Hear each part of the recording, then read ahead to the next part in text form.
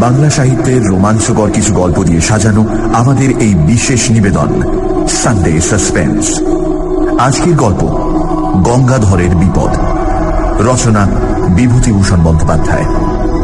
বিভূতিভূষণ জন্মেছিলেন 1894 সালের 12ই সেপ্টেম্বর। বাংলা সাহিত্যের পাঠক তাঁকে মূলত চেনে পথের পাঁচালী এবং অপুর সৃষ্টিকর্তা রূপে। পথের পাঁচালী ছাড়া তাঁর বিখ্যাত উপন্যাসগুলির মধ্যে আছে অপরাজিত, আরণ্যক, আদর্শ হিন্দু হোটেল, অশনি সংকেত ইত্যাদি। ছোট গল্পের মধ্যে আছে একটি ভিন্ন স্বাদের মজার গল্প বাক্সবদল। কিশোরদের জন্য লেখা চাঁদের পাহাড় আজও আমাদের অতি প্রিয়। 1950 সালের 1 নভেম্বর মাত্র 55 বছর বয়সে বিভূতিভূষণ বন্দ্যোপাধ্যায়ের মৃত্যু হয়।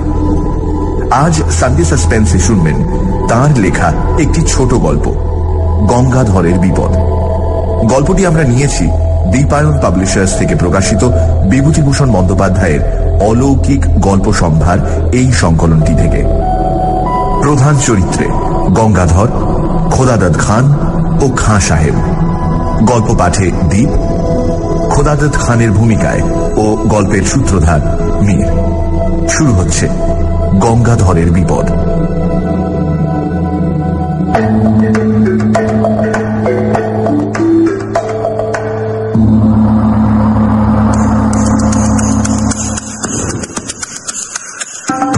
অনেকদিন আগেকার কথা।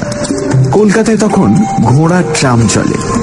সে সময় মশলা পোস্তায় গঙ্গাধর কুণ্ডুর ছোটখাটো একখানা মশলার দোকান ছিল। গঙ্গাধরের দেশ হুগলি জেলা চাঁপাডাঙ্গার কাছে। অনেক দিনের দোকান। যে সময়ের কথা বলছি গঙ্গাধরের বয়স তখন 50-এর ওপর। কিন্তু শরীরটা তার ভালো যাচ্ছিল না। নানা রকম অসুখে ভুগত প্রায়। তার উপর ব্যবসায় কিছু লোকসান দিয়ে লোকটা একেবারে মুষড়ে পড়েছিল। দোকান ঘরের ভাড়া 2 মাসের বাকি, মহাজনের দেনা ঘাড়ে। দুপুরবেলা দোকানে বসে থেলো হুকো হাতে নিয়ে নিজের অদৃষ্টের কথা ভাবছিল। আজ আবার সন্ধ্যের সময় গোমস্তা ভাড়া নিতে আসবে বলে শাসিয়ে গিয়েছে। কি বলা যায় তাকে? এক পুরনো পরিচিত মহাজনের কথা তার মনে পড়ল। তার নাম খোদাদাদ খান, পেশোয়ারি মুসলমান, মিটে বুরুজে থাকে। আগে গঙ্গাধরের লেনদেন ছিল তার সঙ্গে। কয়েকবার টাকা নিয়েছে, শোধও দিয়েছে। কিন্তু সুদের হার বড় বেশি বলে ইদানিং বছর কয়েক গঙ্গাধর সেদিকে যায়নি। ভেবে চিনতে সে মিটিয়া বুরুজেই রওনা হলো। সুদ বেশি বলে আর উপায় কি? টাকা না আনলেই নয় আজ সন্ধ্যের মধ্যে। মেটে বুরুজে গিয়ে খোদাদাদ খানের নতুন বাসা খুঁজে বার করে টাকা নিতে দেরি হয়ে গেল। খিদিরপুরের কাটিগঙ্গা পার হয়ে এসে ট্রাম ধরবে, হনহন করে হেঁটে আসছে এমন সময় একজন লোক তাকে ডেকে বলল, এ সাহাব, ইধার শুনিয়ে তো যারা। সন্ধে হয়ে গিয়েছে।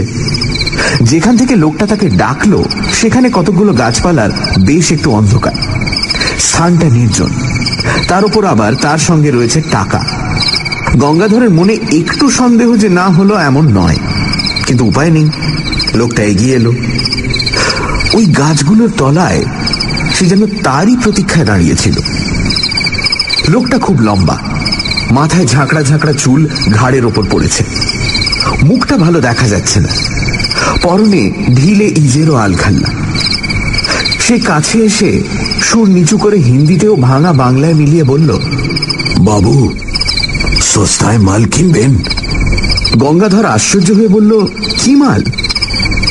লোকটা চারিদিকে চেয়ে বলল, এখানে কথা হবে না বাবু, পুলিশ করছে, আমার সঙ্গে আসুন। ঝুপসি গাছের তলায় এক জায়গায় অন্ধকার খুব ঘন। সেখানে গিয়ে লোকটা বলল, জিনিসটা কোকেন, খুব সস্তায় পাবেন, ডিউটি ছুট মাল, লুকিয়ে দেব। গঙ্গাধর চমকে উঠল। সে কখনো ও ব্যবসা করেনি। ডিউটি ছুট কোকেন, কি সর্বনেশের জিনিস! ভালো লোকের পাল্লায় এসে পড়েছে। না, সে কিনবে না। লোকটা সম্ভবত পাঞ্জাবি মুসলমান, বাংলা বলতে পারে, তবে বেশ একটু বাঁকা। অনুনয় সুরে বলল, বাবু আপনি নিন, আপনার ভালো হবে, কি করিতে দেব? আমার মুশকিল হয়েছে, আমি মাল বিক্রির লোক খুঁজে পাচ্ছি না। ঘুরে ঘুরে বেড়াচ্ছি কত জায়গায়, আবার সব জায়গায় তো যেতে পারি না, পুলিশের ভয়ে আছে। কেউ কথা করছে না আমার সঙ্গে, সেই হয়েছে আরো মুশকিল। হঠাৎ স্যারে এত পুলিশের ভয় যে কেন হলো বাবু তা বুঝিনি। আগে যারা এ ব্যবসা করত তাদের কাছে যাচ্ছি, তারা আমার দিকে চেয়েও দেখছে না। আপনি এবার রাজি হবেন না বাবু, মাল দেখুন, পরে দাম দস্তুর হবে। লোকটার গলার সুরে একটা কি শক্তি ছিল। গঙ্গাধরের মন খানিকটা ভিজল। কোকেনের ব্যবসাতে মানুষ রাতারাতি বড়লোক হয়েছে বটে, বিনা সাহসে বিপদ এড়িয়ে চলে বেড়ালে কি লক্ষ্মীলাভ হয়? দেখাই যাক না। হঠাৎ গঙ্গাধর চেয়ে দেখল যে লোকটা নেই সেখানে। এই তো দাঁড়িয়েছিল, কোথায় গেল আবার? পাছে কেউ শোনে এই ভয়ে বেশি জোরে ডাকতেও পারল না। চাপা গলায় বাংলা হিন্দিতে বলল,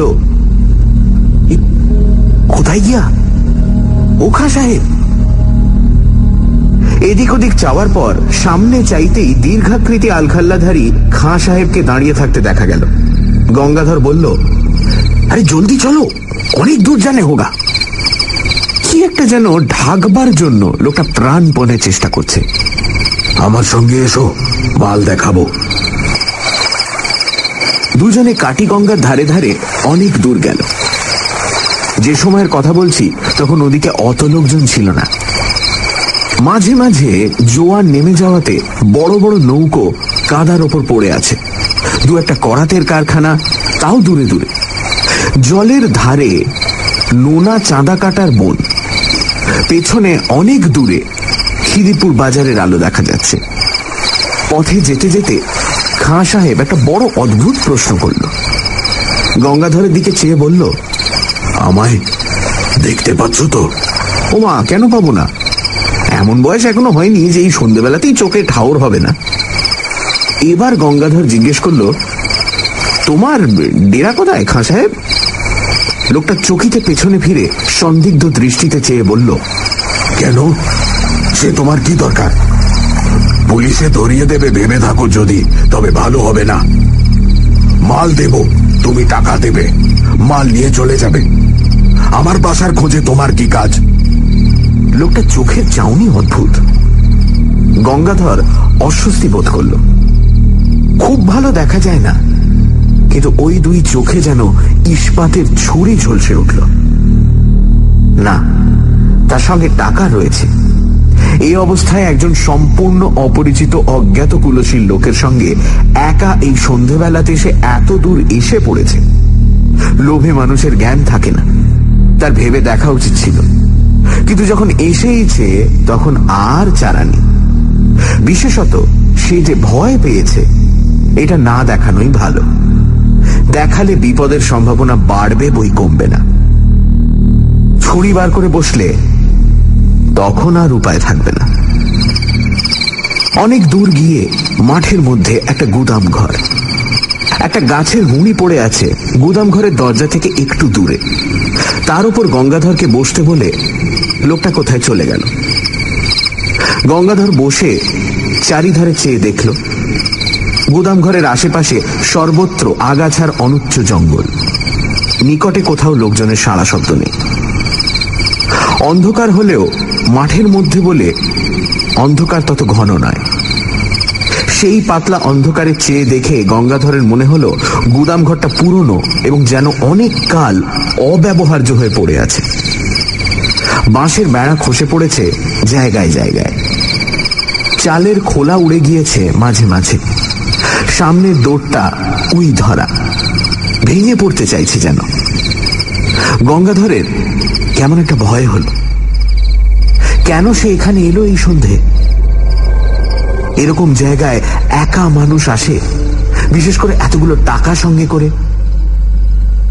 সে আসতো না কখনোই।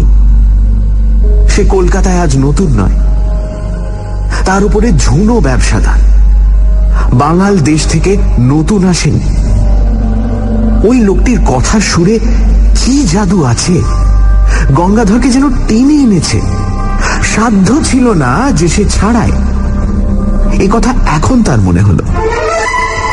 সানডে সাসপেন্স, শুধুমাত্র radio Mirchi 98.3 FM A. It's hot. Brought to you by M Sarkar & Sons Jewelers, Salt Lake. হালকা থেকে ভারী যে কোনো সোনার গয়নার নতুন কালেকশনের জন্য। শুনছেন বিভূতিভূষণ বন্দ্যোপাধ্যায়ের লেখা গঙ্গাধরের বিপদ। গঙ্গাধরের ছিল একটা ছোটখাটো মশলার দোকান। ভীষণ এক আর্থিক টানাটানির সময় সে গেল মহাজন খোদাদাদ খাঁর কাছে। মেটিয়াবুরুজে গিয়ে মহাজনের কাছ থেকে টাকা নিয়ে যখন সে ফিরছে, হঠাৎই একটা লম্বা লোক, মাথায় ঝাঁকড়া চুল, গঙ্গাধরকে ডাকল। লোকটি গঙ্গাধরকে লুকিয়ে কোকেন বিক্রি করতে চাইল। গঙ্গাধরও মোহগ্রস্তের মতো লোকটিকে অনুসরণ করল। অনেকটা হেঁটে গিয়ে একটা গুদাম ঘরের মধ্যে এসে পৌঁছল সে। গঙ্গাধরের ভয় হতে লাগলো এবং তার সঙ্গে কি একটা অস্বস্তি। তারপর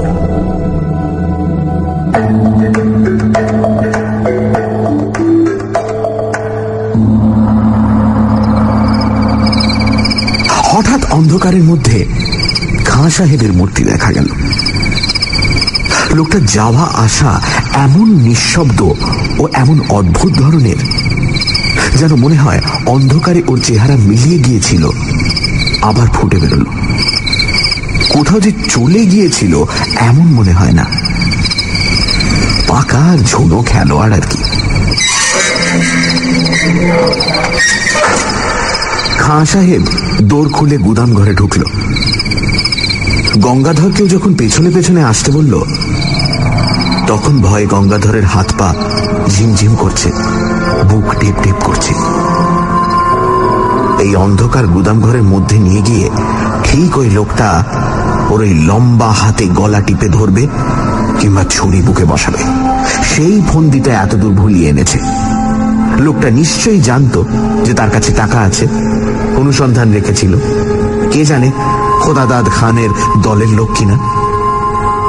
গঙ্গাধরের কপালে বিন্দু বিন্দু ঘাম দেখা দিল। একবার সে ভাবল দৌড়ে পালাবে, কিন্তু সে বুড়ো মানুষ।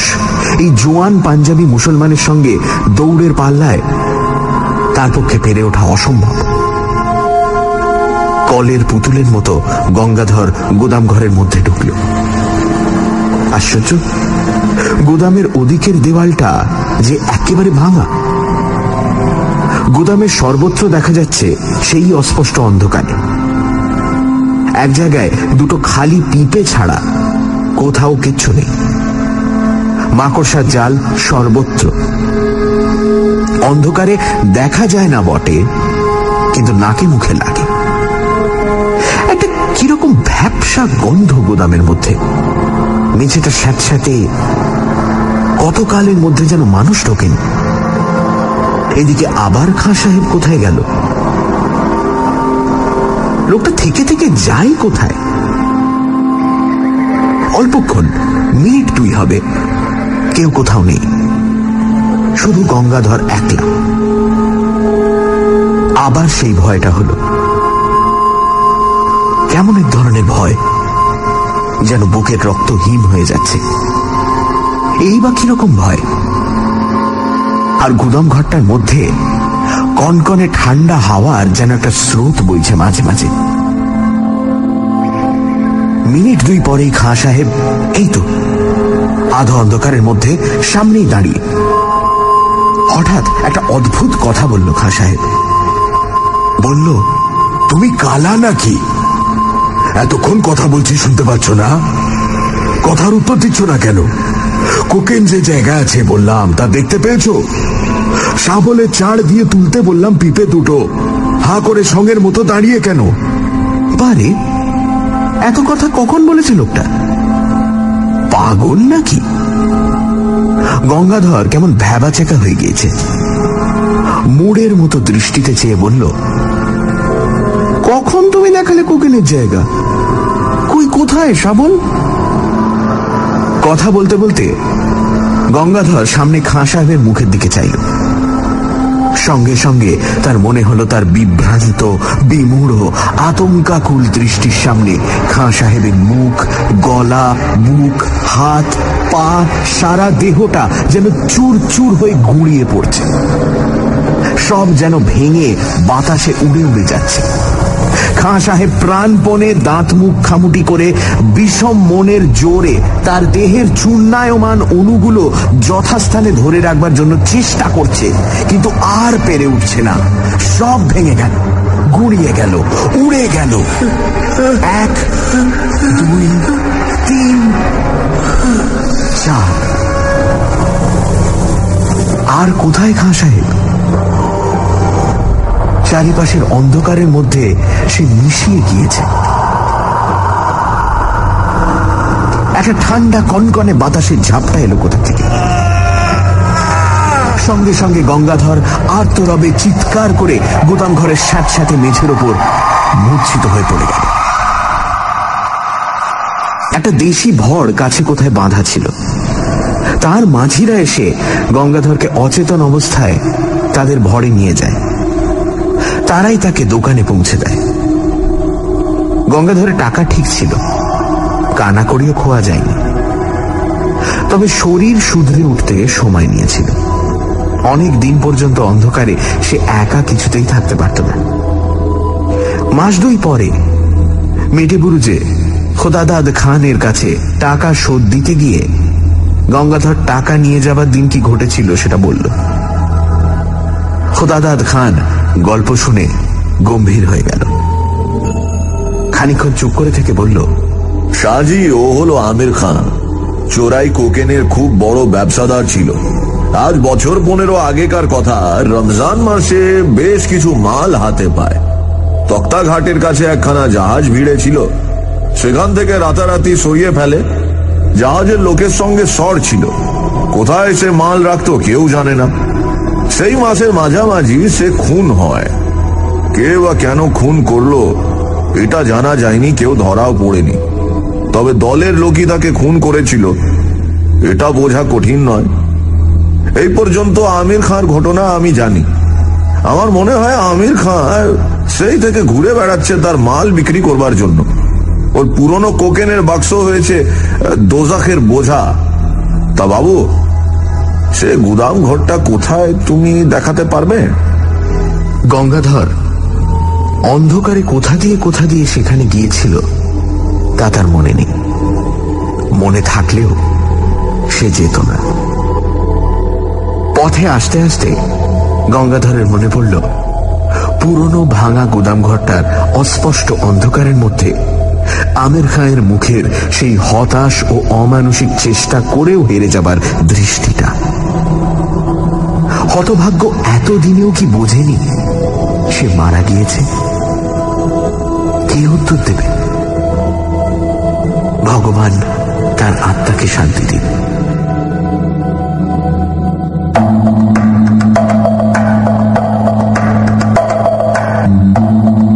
শুনছিলেন গঙ্গাধরের বিপদ। রচনা বিভূতিভূষণ বন্দ্যোপাধ্যায়। গল্প পাঠে দীপ, খোদাদাদ খানের ভূমিকায় ও গল্পের সূত্রধার মীর। শব্দগ্রহণ, আবহ সঙ্গীত এবং স্পেশাল এফেক্টসে রিচার্ড। পরিকল্পনা ও পরিচালনায় ইন্দ্রাণী।